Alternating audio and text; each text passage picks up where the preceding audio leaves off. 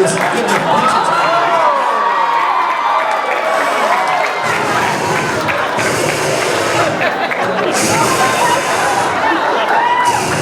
It smells. That's awesome. Did you make it? Dinosaurs can't talk. I'll do the noise. Did you make it? You did? You did? Holy crap, you got too much time in your hands. Ready? Eat. I was gonna say eat me up, but don't do that.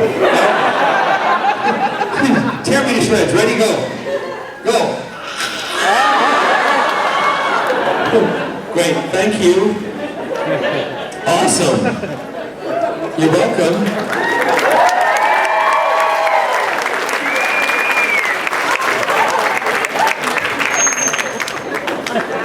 She gets the best jobs. Walk around dinosaurs. Talk about myself. Hello. How are you? You're our signer for today? Apparently. Just you wait.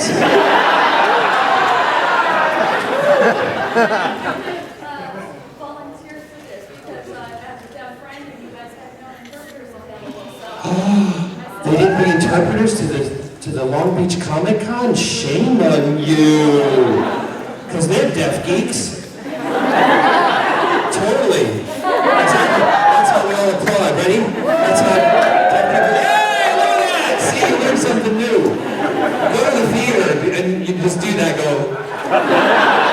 Honest to God, because somebody will get it. Some are like, oh, they know somebody who's deaf. Other people are like, they're just fucking crazy. And either or, it's all fine. Yes, no, what I like to do, well, thank you for having me.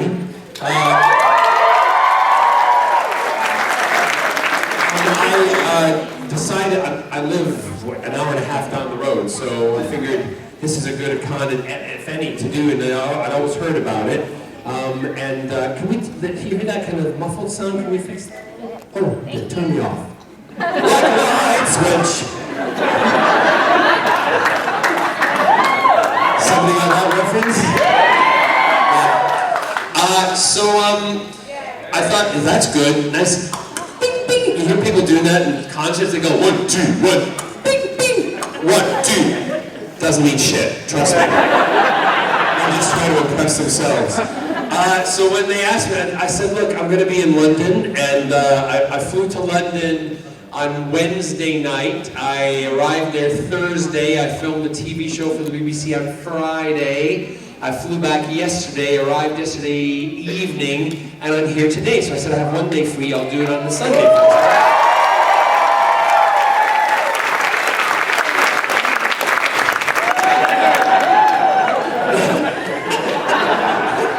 It's all good if they're deaf, because they can't hear anything, but I need applause, all right?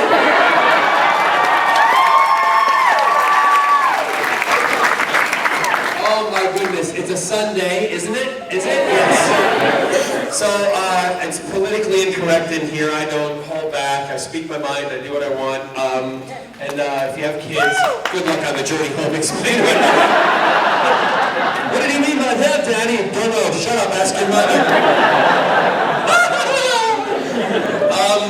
Do we do questions and stuff in here too? Do we? Yeah?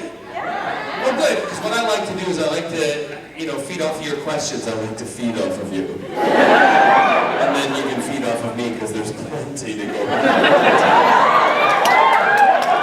I have no idea what you're talking about, but I love you already.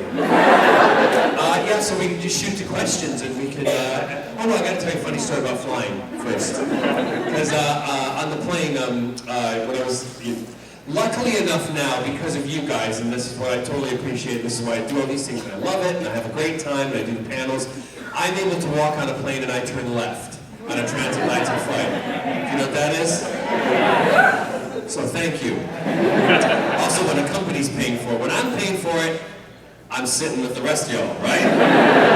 And there was an instance where Scott and I were sitting in the back of the plane, and I always like to get on the window so I can lean up and fall asleep. And as you understand, on some airplanes, if I were to sit and, I don't wear disguises or sunglasses because that draws more attention to you.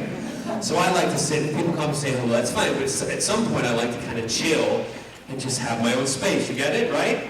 So I sit by the window, and I put the pillow up, and I lean, and I sleep like this, right? So with a little tilt on my body. And I just can go to sleep. And do you know why I sleep with the tilt? So I can leak out farts.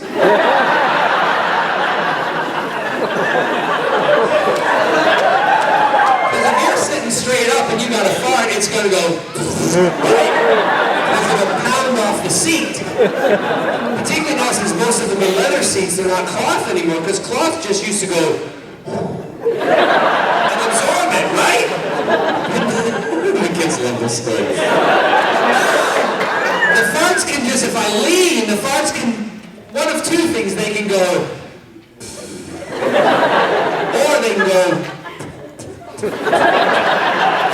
so it's all good, right? So halfway into the flight, I'm sleeping, farting, doing lots of farts. There's two people next to me. Scott is behind me because we couldn't get the seat together, and he's doing what he normally does, ignores me on a plane and reads a book. And so the other people, because it's a row of 3 seats, and 2 people, they're sitting next to me in the middle and in the aisle, and I'm sleeping, and then about 3 or 4 hours later, I wake up and I turn and I look, and the 2 people are standing in the aisle.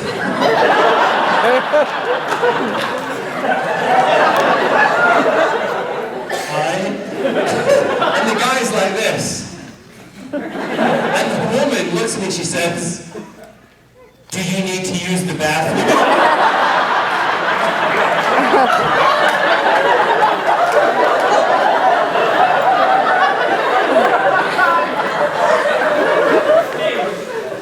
No.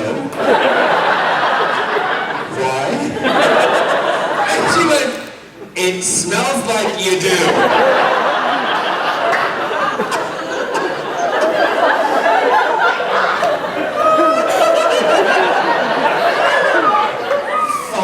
I will then. But it's all out now, so I have nothing left. Would you like to sit like that? Oh my God, I was so embarrassed the whole flight. Apparently because I'd had a curry the night before. They were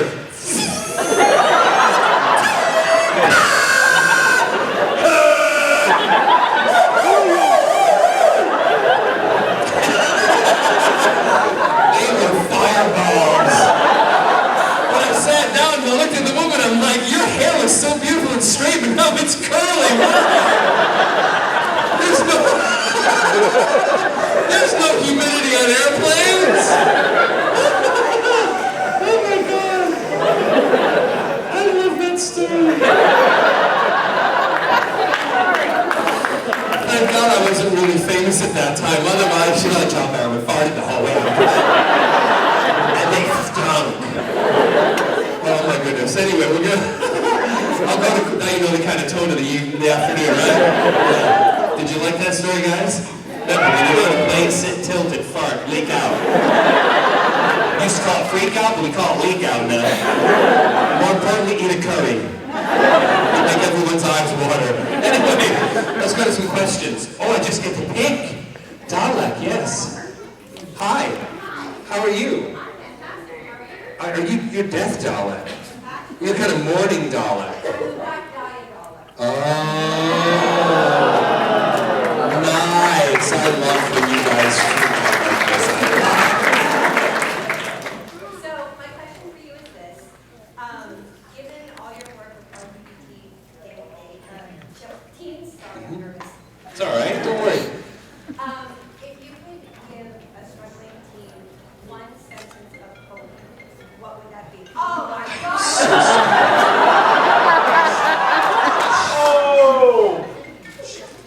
Hello?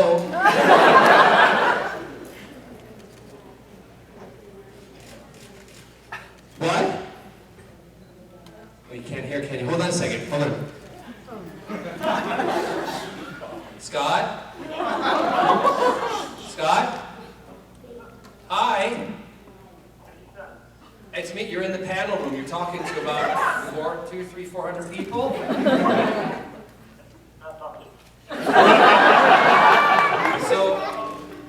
I just told them the story about me sitting on the plane and farting.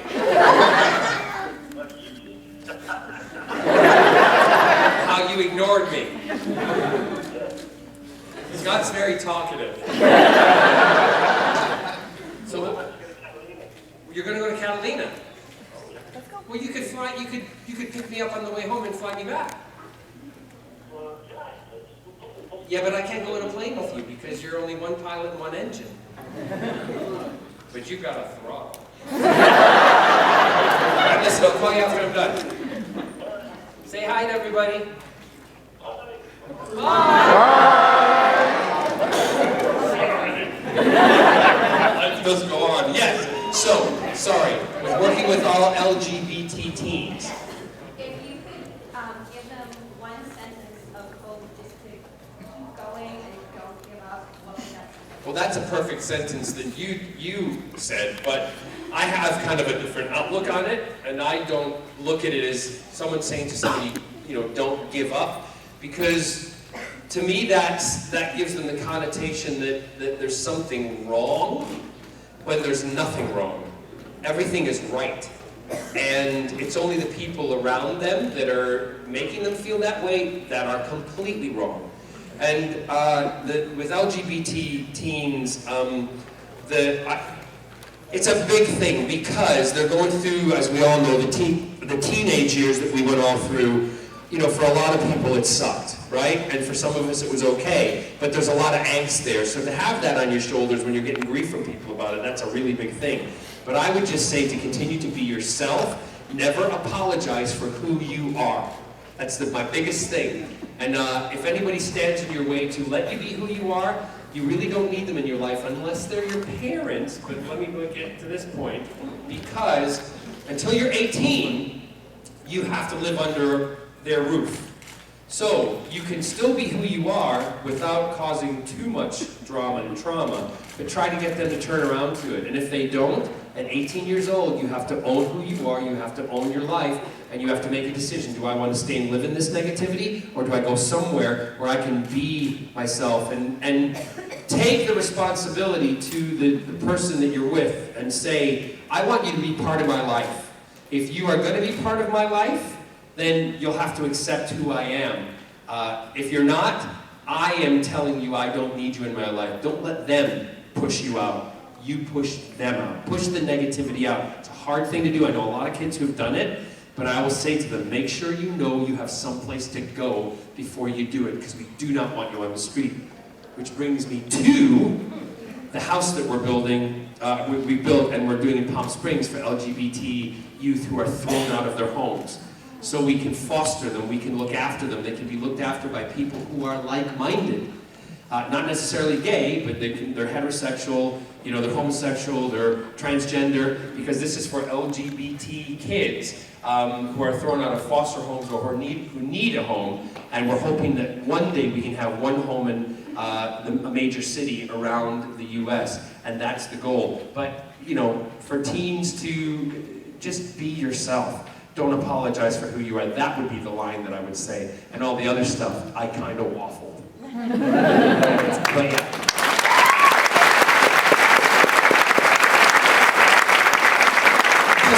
I feel strongly about that kind of stuff, and I see too many, every life is important. And any teen or any young person, there's kids as young as 5 and 6 now who know who they are or are going through gender identity with who they are and a gender identity crisis. And we don't try to make them something else, we just let them be. They'll figure it out. Do you know what I mean? As we all do. Some of us, it took till we were in our 30s and 40s, but thank God kids now are a little bit more, they're not afraid to live in these boxes, and that's wonderful. It's just absolutely brilliant. Yes, next question. Yes?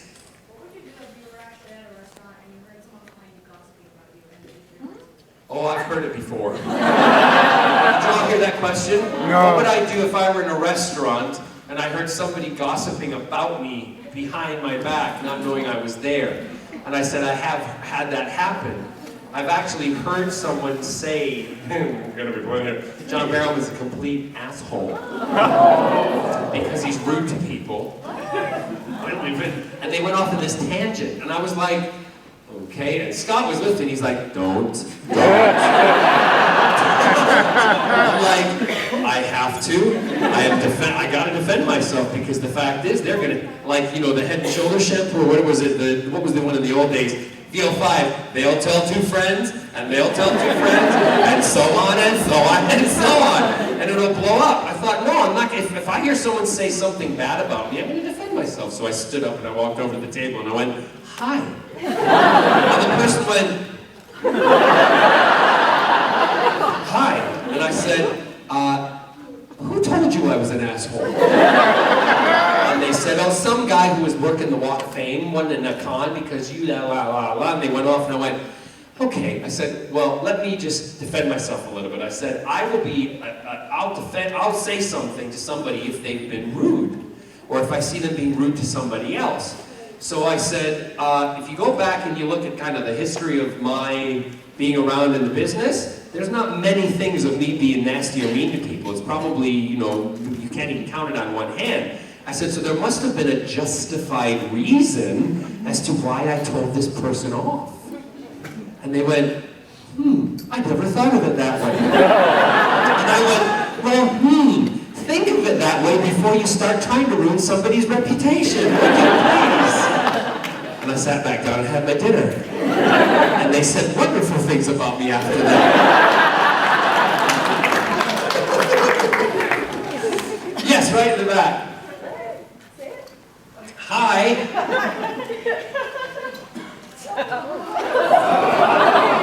You gotta show everybody your, what's up?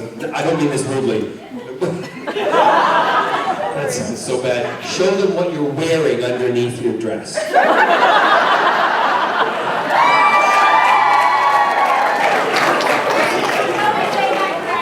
I know, I gotta say that correctly. It's gonna come out really wrong. Like I work for Subway. Anyway.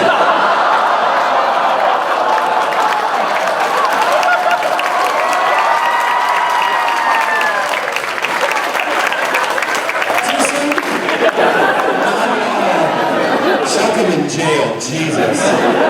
What do you want to ask me? I wanted to ask you why you're so awesome.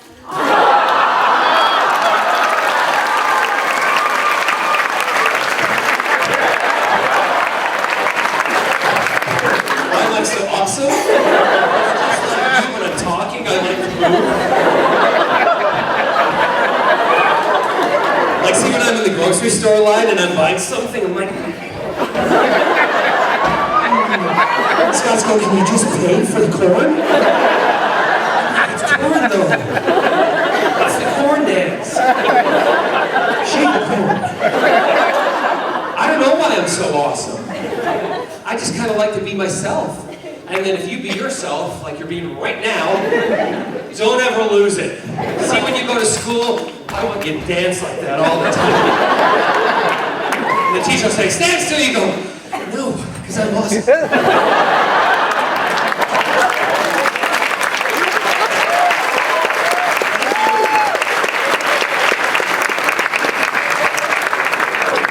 I'm exhausted now.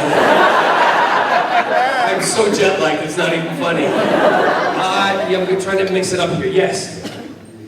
As someone who's worked extensively both on stage and on film, which medium do you prefer to work in as an actor and why? I never usually choose favorites because once I do that, the fandom will never let me change my mind. I'm a fan too of shows and of people, and I know, and when they say something, that's the word. So I enjoy both. In kind of a brief description, in theater, I can perform to a live audience, and you get the instant gratification of applause at the end of a show, right? Or at the end of a number. In television, I can go in front of a camera, I can do the show, and I don't get gratification from that till a year or 2 years afterwards, right? And that's the difference, because then people go, it's because they always say the first year of television, people get to know the show. The second year of the TV series, they get to know the people. And that's when everything changes. That's when your life changes. Unless you play someone like Captain Jack Harkness, where the first episode they go, we love this guy.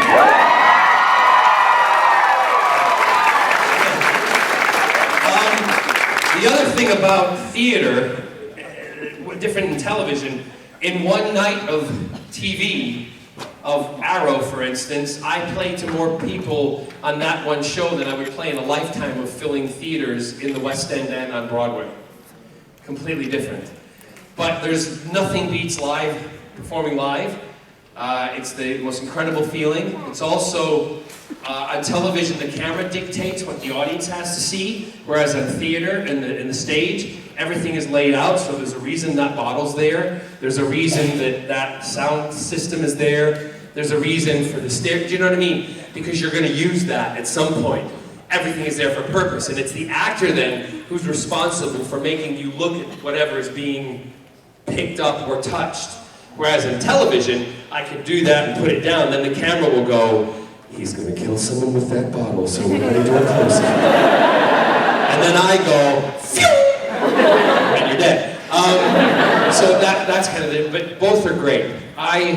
I love what I do. I get a thrill every day when I get up and I know I have to go to work. And you know, I've got my in-laws. I flew to London, I called them on the phone when I was leaving at the airport because I wasn't able to go see them. And my father-in-law, Sterling, goes, I don't know how you do it, Joel. I said, well, I don't think about it, I just do it. It's what I love. So it's very different when you're doing something you love to doing something you're like, oh my God, I gotta go do this again. Completely different. So they're both great. Both great. Yes, over this side. Let's go to that lady over here.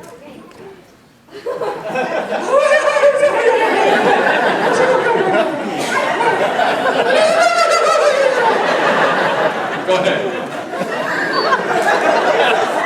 No, don't be sad.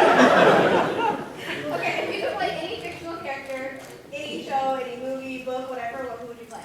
Well, I've already played the ones that I really would, because they were created for me. I love, you know, but any other fictional character Yeah, any of them. that are existing? Or you can make that one. No, I don't want to make up any, because then I have copyright of them and characters. But if I, you know, as a kid, I wanted to be Captain America. I wanted to be Iron Man. That's now why if you were to come to my house, we have a superhero room. I'm not kidding you. And on some nights, because we've got a closet, would you believe this? It's got, we've got the doctor's outfit in it, and we've got Jack's outfit in it.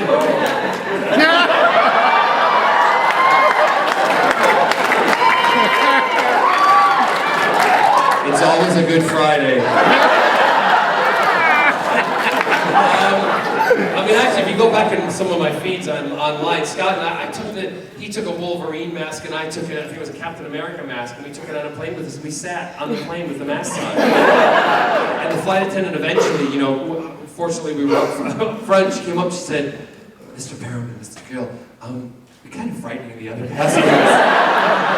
In first class, and I went, fine, let them be frightened. I am Captain America. And Scott doesn't speak, but I said, he is Wolverine. Scott went, 2 vodka sodas, by the way. So, I don't know, I mean, I don't kind of live my life looking at what I would really love to play. There's a lot of things that I would love to do, and I still have a lot of ambition and a lot of goals and dreams that I want to fulfill, but I never really talk about them because if they don't happen, I don't need to then explain the disappointment, right? Or you guys then would go, well, why didn't that happen? And I'm like, oh my God, I gotta explain this. So I just don't talk about that kind of stuff. And if they happen, they happen. They were meant to be. If they don't, forget about it, move on to the next. That's how I look at it. I'm fortunate, like for Arrow, I wanted to be in the superhero world. I never knew that one day I'd get a phone call from producers who were going to produce this whole new world of DC characters that are going to come, you know, that they already exist, but this whole new world of Starling City and all the stuff and on television. And they call me up and I'm literally sitting having my coffee and my Jim Jams with my cowboys on them, right? And I'm sitting and they come, would you want to play Malcolm Merlin? And their line was, we don't think you'll say yes, but we want to tell you about it. And I'm like, tell me about it. Hour later, done deal. Why would I pass that up? As a kid, I used to play with Amigo figures. My 6-inch Migos. I never wanted to be Thor, because Thor always looked like Cheryl Ladd from Charlie's Angels. It was the same doll they used, just a different face. No, well, it was the same face anyway. They just gave him a hammer. I know, but hold up your Thor hammer. You're a better looking Thor. So as a kid, that was my dream. So if someone comes along and offers me that job, I'm gonna take it. And that's kind of the way things have happened with Doctor Who.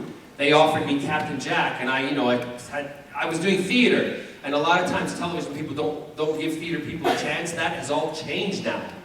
All changed. And I like to think I was one of the ones who helped with the change, because theater actors, and when I say that I mean musical theater people, are really good actors.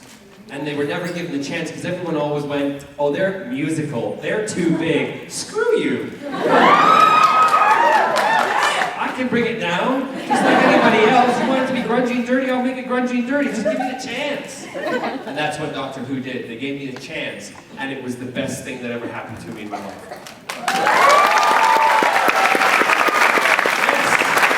Let's go, since it's your anniversary. Sorry, I'm jumping around here. Yes. Anniversary girl. Yes. 24 years, right? Yes. See, I remember. I listened. Yeah, that's him there. That's him. Yeah. You're so nice to bring her here on her anniversary. Her anniversary present was a picture with me. She did grab my ass, but I won't say anything. Now I'm gonna have to reward. Grab his. Hey, you give, you take, you gotta do it, right? Go ahead. I was just wondering, and I know Arrow's going on, and it's awesome, and I love that you're in it. Do you think there's ever a possibility they're going to do any more Torchwood short films? Big Finish. What? Big Finish. Yeah, we are doing some Torchwood stuff at the moment. Big Finish, which is a company, we do audio plays. And that's available. The first one has come out, and I've recorded 2 of them. Oh, cool. And they're character-based driven shows, so the ones that I've done are all about Captain Jack. And they're very good because they're written by people who worked on Who and worked on Torchwood, okay? So they know the kind of, what's the word I'm looking for? No, not the history, the kind of, something about the world. No. The feel, that's good. Thank you very much. I was looking for something a little more intellectual. I like the feel. So we, about doing another series, the BBC never cancel anything, they just shelf it, because that's what you do when you're a public company, because then the public don't think, oh, they've thrown it away, they're not going to do it. But, you know, if they're going to do it, it would be great. I think I'm getting probably to the age where I might be a little too old to play Captain Jack. No. But... What? Yeah, oh great, thanks. Chop my head off. That would be a great series. If they ever asked, I would love to.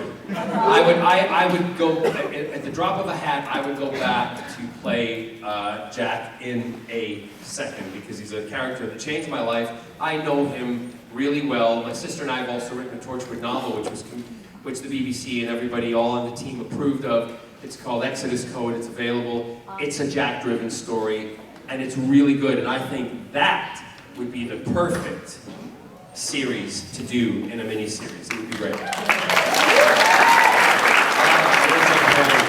Let's do this lady in the back of the teal. The teal. Yes, you, teal. You're obviously not a gay man, you don't know what teal is.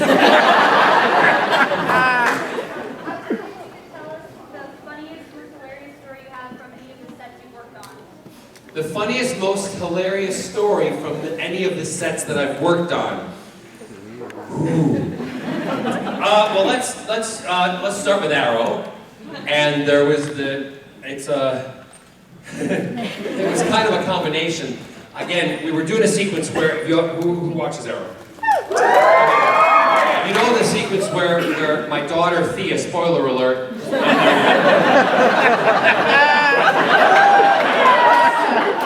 I'm her dad. And this episode, she's dead. That's really bad as a parent, isn't it?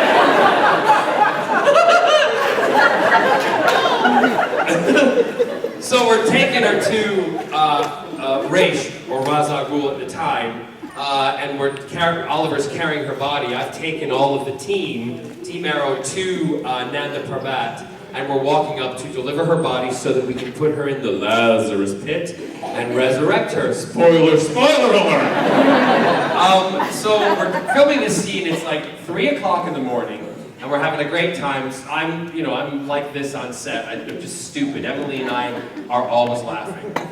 Always laughing. So we're walking.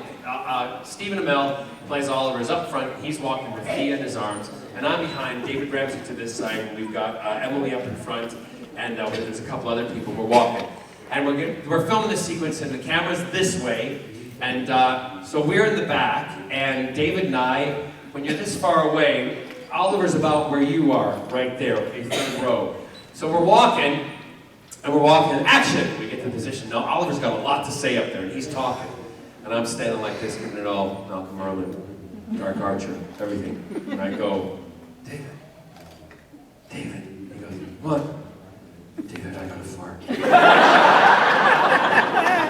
said, what, man? I said, I got a fart, David. He says, well, you got on a Dark Archer costume, no one's going to see it. I said, David, I got a fart, I shit myself. He goes, okay, just do it. I said, okay, let's do it. You ready? I says, dude,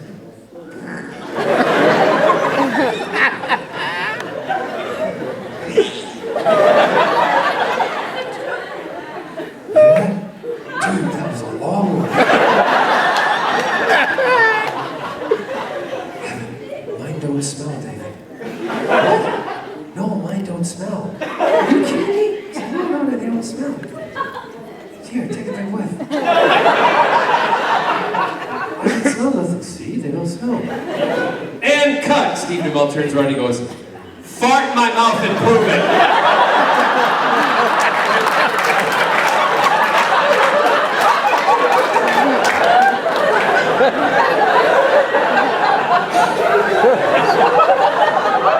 No one can hear us.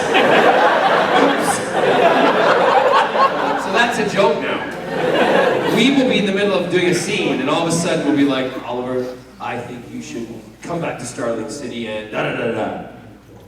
Fart in my mouth and prove it. So that's kind of a funny little one. The other one was on Torchwood. We were filming the sequence where Captain Jack was in a cement block, and Yanto pushed the cement block off of the cliff to let Jack come out. Now, I'm the only person in Doctor Who, I think, who has done nude scenes. Ever. And in Torchwood, nude. I have no problem with my body. I think bodies are beautiful no matter what shape and size. Proud of it. If somebody wants to show it off, show it off. But this wasn't showing it off. This was work, right? So, normally you have to wear something to cover it up, but they didn't have any thought for it. So they're like, here's a patch, could you put it over? I'm like, really? I'm naked in front of you and you want me to put that little patch over that?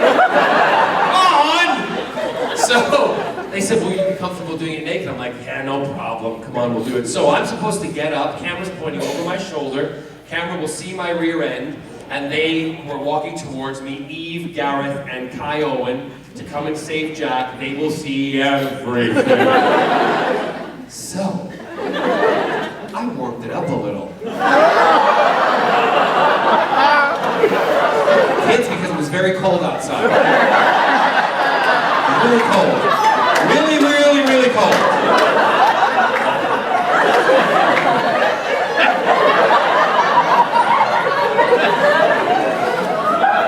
So I warmed it up a little, and they shouted, they shouted, action! So action, the car comes pulling around, they're all in the car. I stand up.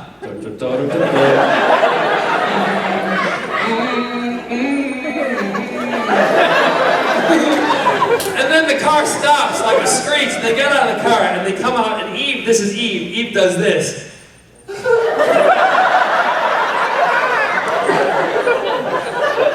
Gareth does this. Kai gets out of the car going, oh.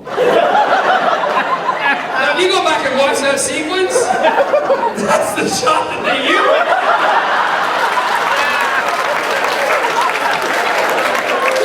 You can see the reaction on their faces and know this. They're looking at John's Todger. And what was most hysterical is I had to walk towards them and like to embrace them, and you know, Eve's turning pink by this time. Because even though it was cold, I got a pretty good, never mind.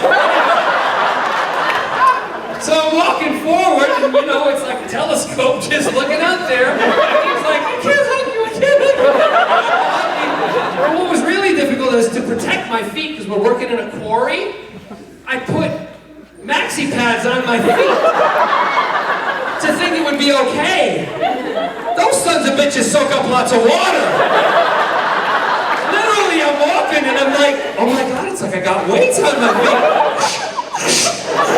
They became like this thick, and the wings were huge.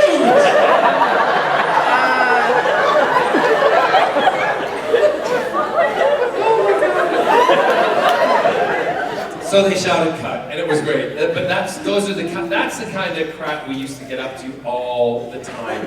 I mean, and when I say politically incorrect, we were a family, and nobody judged anybody. We had a ball. I mean, Eve used to sit in the morning. She'd come in an hour early because she had her hair to do, and you know, all that kind of stuff. The boys would walk in and you know, quickly shave Gareth, and they spray. They do airbrush makeup on our face, do our hair, boom. Captain Jack's hair took a little longer because it had to all be straightened and ironed and all that kind of stuff. But I used to go up to Eve right first thing in the morning, and she'd be sitting in the makeup chair with her coffee like this and going, with her rollers in, and her rollers were, I can't believe I'm going to tell you this. Her rollers were quite big rollers. So I went up, didn't tell her, and I went and put it right through the roller. She was talking on a Bluetooth. What I love about Eve, she didn't flinch. She went like, I'm eating your breakfast. She went, hello, Ginny. She called me Ginny. And you know what I did? This is the even doubly wrong part of it.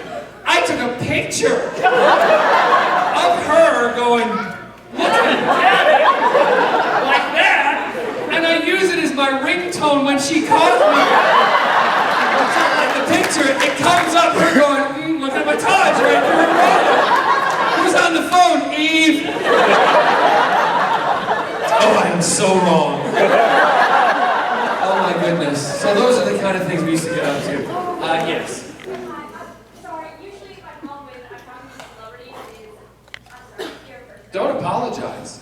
Just spit it out. I can't figure out what to say. Calm down. I have too much to say. Okay. Well, there's a lot of people who have a lot to say, so say it quickly. Okay. Yes, you can. But the thing I don't like about doing that is, and I explain it in my book why, because I feel like I'm some kind of circus animal. She's so nice. There you go. Yes, in the back there, the gray. Oh, right. So, That was good. You like went, me.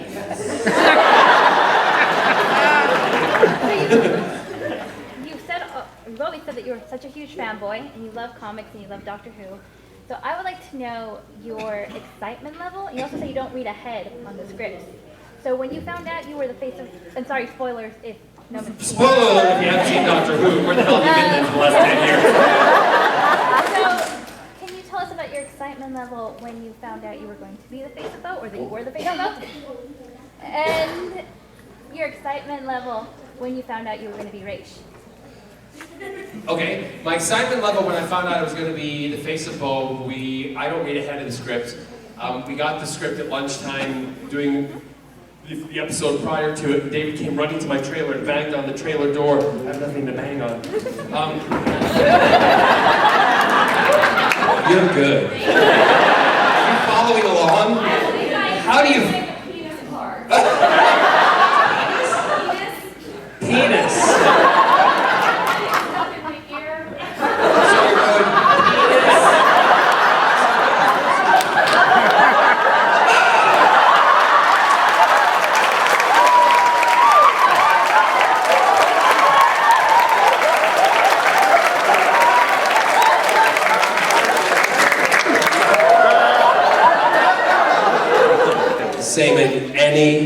language. That's from a song called Lollipop, Lolly, Lolly, Lolly, Lollipop. I'm trying to get it to help the parents out here. All right, told you it was going to be rough. Where was I? The excitement level. David came running to my trailer and he does this. I went, what? He said, have you read it? Have you read it? I went, no, I haven't read it. Go away, I don't want to know. He's like, you won't believe it because shut up and leave me alone. Same again, next day, lunchtime, we're still filming, I hear it. And all of a sudden, have you read it? Have you read it? No, I haven't read it yet. Leave me alone, I'll read it later. Fine. Next day at lunchtime, I read it, I run to David. I've read it, oh my God, I'm going to be filmed. Can you believe it? Me?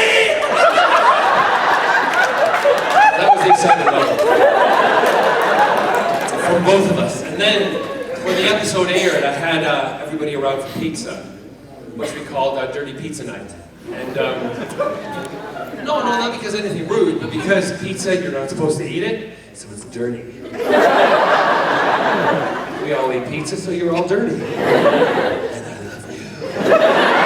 So Dirty Pizza Night, we're sitting, and just before we get to that scene, I walk up into my flat, and I open the window. We live in the same building, all of us. It's called Who Towers in Cardiff, and I bought a place there because I want to have a place in Who Towers. So I open up the window, and I open it up, and I open the window. David said, what are you doing? John, what are you doing? And I said, David, I want to hear the nation's jaw drop. And they did. Everyone went, you heard the whole nation go, so that was excitement. I was more excited when I found I was Raish. It was more of a like, yes! Because I knew I had the job longer.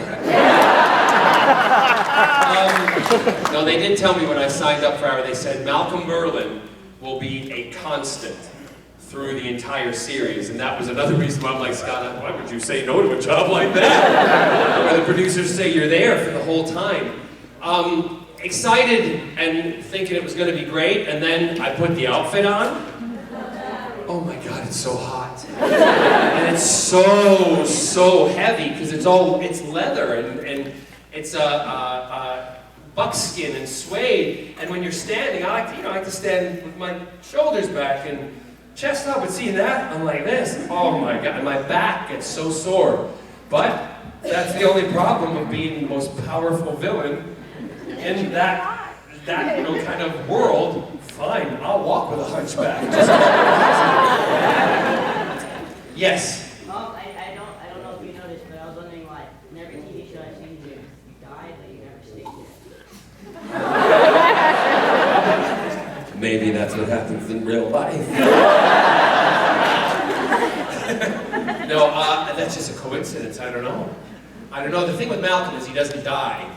He kind of knows how to mimic death, and he says that in one of the, because everyone's like, yeah, Oliver Queen stabbed you through the heart, and you were dead. There's no way no one can survive from that. I'm like, well, I'm not no one. I'm Malcolm Merlin, and I can mimic death. And he says it in one of his speeches in season 2. After he comes back, he talks about how I was able to mimic, slow my heart down, and look like I was dead, and then when the camera turned around, he's gone. That hurt my voice. Over here. Let's go to, yes, Oliver. So you're going to be working on Arrow Season 4. Are the rumors of Green Lantern true? Next question. I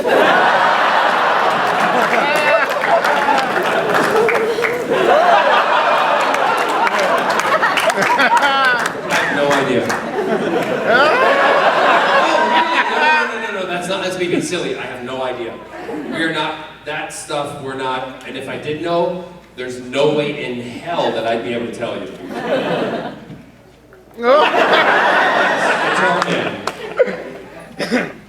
Speaking of being possibly too old for Captain Jack, do you think there might be any... No man's ever too old for Captain Jack.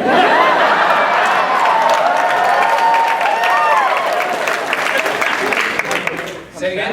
Do you think you might be able to come back to Doctor Who anytime soon? How do you think the chemistry would be come, it's like asking me, because it's my decision, not my decision.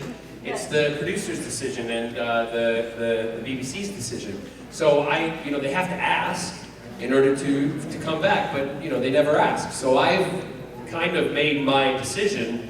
That's why I've moved forward. Because if I sat around and waited, I would be bankrupt and on the street. Right? So, no. So I moved, but I would love, like I said, I would love to. And how would they react together? Well, Jack has a complete affection for the Doctor. I think he would look at him and say, "You need to moisturize."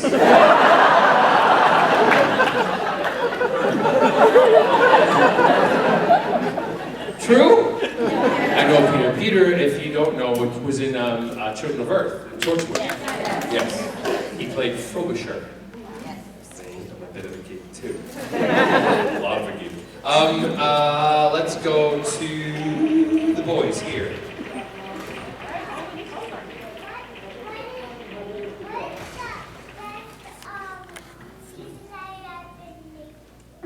What's the best season I've ever made? In Arrow. Yeah. The best episode. The best episode? Well, I think they're all good episodes, but the best episodes are where I get to kick the butts of a lot of people.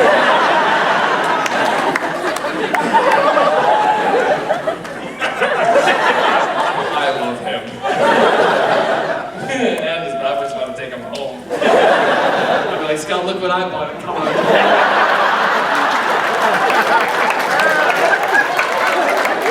Like, really? First the dogs, now kids? I'm like, yeah, we'll be a big happy family. That was the Waltons. They're mine, you gotta take me too.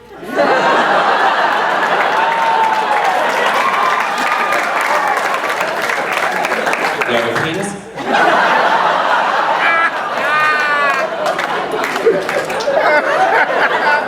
I'm about to say that the kids are like, let's go to the very buxom blonde lady. Yes. How old are you? I'm 21. Oh God, thank you. Can't tell nowadays. I remember one young lady, and she was talking to me, and I said something. If you compliment somebody, it's really nice, right? And I said, you got a great chest, stick it out, look good. And she went, I will. I'm 14. I was like, oh my God. I said, you look like you're 30. She said, I know, isn't it great?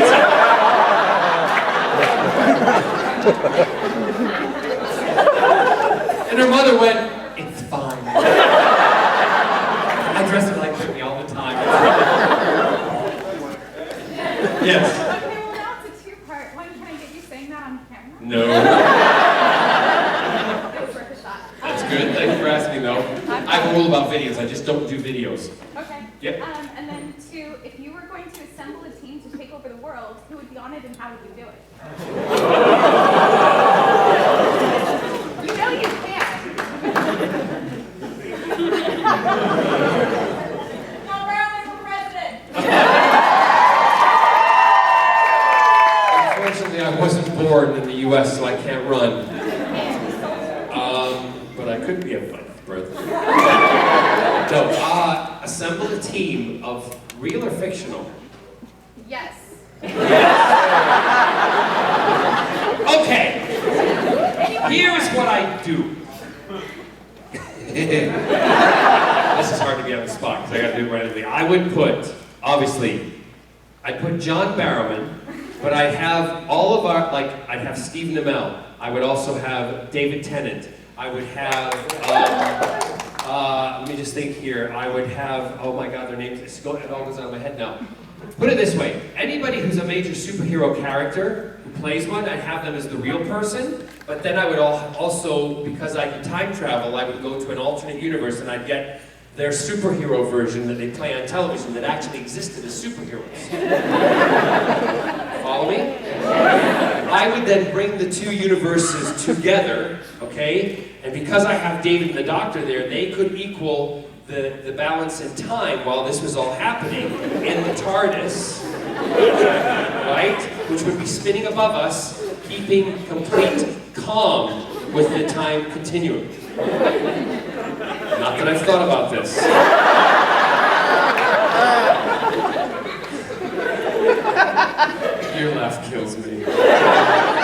just such a dirty little one. I know it's just for me, and that's what I love about it. That's such a big, dirty laugh can come out of such a little person like you is unbelievable. I love it.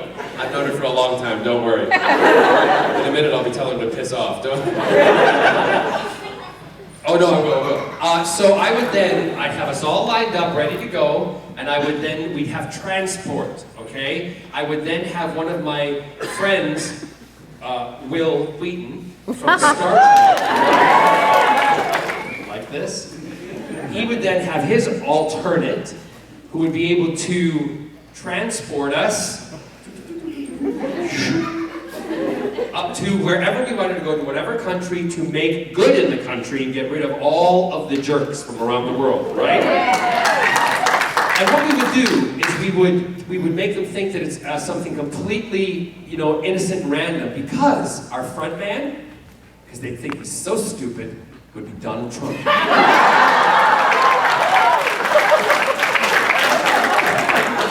Hello, everybody. Everybody loves me. So he would be walking and going, everybody loves me. And then we'd be like, shoot through Donald to the rest of them. Remember, it's fictional. Fictional. So yes, that's how I would do it. Is that okay? Yeah. Great. I'm very happy about it. Question. I don't know if you know, but I want to know when we're going to get a Captain Jack Funko. Captain Jack Funko. It's Funko, no? It's a doll. It's Funko. No! And don't do that with the body either. F-U-N-K-O. A Funko. Okay, I don't know.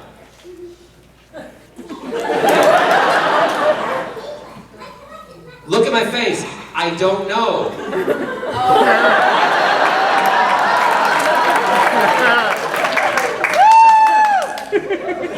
I really don't, no. Just, Christmas is gonna be great. I don't know, I'm just guessing. Okay, since we never want to skip 9, do you have any stories about Christopher Eccleston working?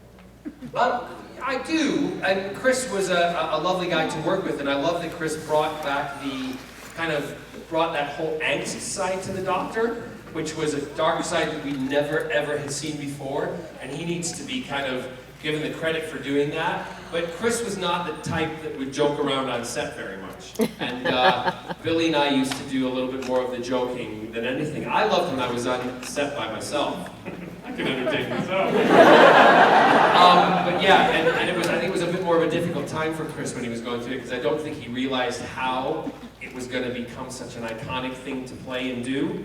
That I think it might have frightened him a little bit. And I might be out of line saying that. That's the impression that I got, and that was my take on it. But he left after a year. And personally, if I was in, I don't know the circumstances, but being a huge fan from a kid, if I was offered the role of the Doctor, I would have known what I was getting into, done some research, and I'm sure he probably did, but I would have stuck with it. That's just me, yeah. But he's a good guy. Nice, just not a lot of fun. I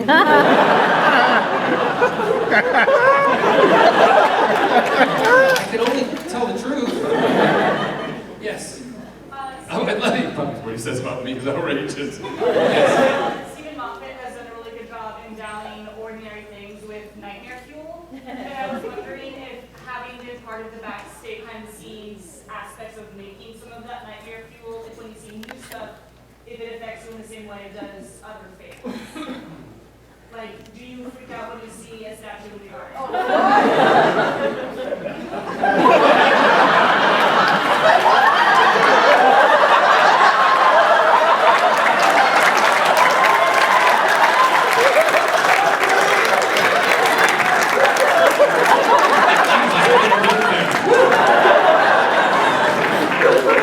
That was really good. That was timed out very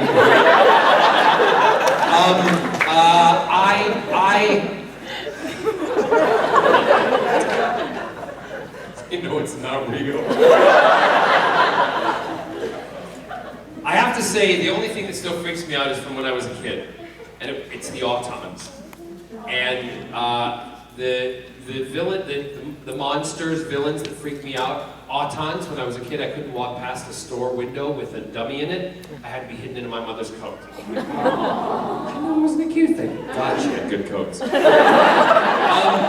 And then, as I got older, I still don't like shop mannequins. Especially when you walk past them and they actually like lost the hand. I hate that.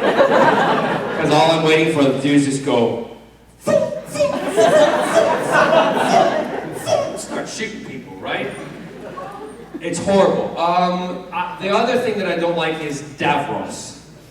I love him, but he just creeps me out. When he came on set, we were doing those sequences and Elizabeth Sladen was with me, I grabbed Elizabeth's hand and she looked at me, she's like, and this is again on camera, you can see in the background, she goes, he still frightens me. And I'm like, I hate him. So there's all that stuff going on. But I think that, you know, the most scary thing was being in the Doctor Who production office and where we filmed in the warehouse. And at night, sometimes when you had to walk to the door to go out, if they all closed all the rest of the main doors, you had to walk to the back door by the set dressing offices. And to get there, you had to walk down a long corridor about as long as this, pitch black, with all of the monsters and heads and costumes in a glass room. When you walk past it, and honest to God, this is how I used to do it. We used to get to it, and if you're by yourself, you'd be like this. Because, like Doctor Who, you'd look and all of a sudden one be going. Yes, we've got about 4 or so minutes left. Let's go to this purple girl there. Every person has an inspiration of why they're doing what they're doing. What was your inspiration to get into doing all the things that you love doing? If that makes sense. Doesn't make sense. I wouldn't say there's an inspiration, a particular person, or someone that I would say I looked up to. Because I didn't have anybody who was like me on television, and I thought I wouldn't really ever be able to do it. That makes sense? Because at a young age, I knew who I was, but I was brought up in an area where you weren't allowed to, be who you were in the 80s, and it wasn't, you just didn't. So I kind of I got this thing in myself to, my parents were great. My parents never said, they always said, if you want to do something, go for it. Don't let anybody tell you no. And if they do tell you no, and you think you still should be doing it, find a way to do it. And that's what I've always done. Inspiration for me, I'm a child of Star Wars.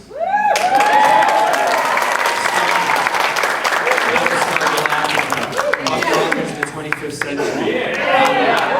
I go back with all of those, and even like Land of the Lost, I used to watch it on Saturday morning. So all this fantasy and sci-fi that I grew up with, and people who know me can attest to you, I am a nerd. I have a garage full of collectibles, Funkos, everything. I shipped 250 Funkos from Australia. I could have bought them in Seattle, Washington, but no, they were in Australia. So and I have every action figure of my own. I am a product of somebody who is living their dream.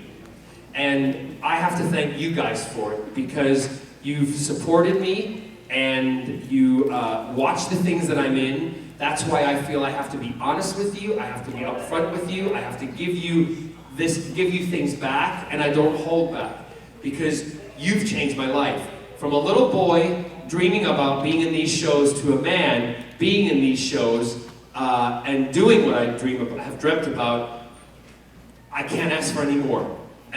So that's why I say every day I wake up, there's a little boy in me right now going,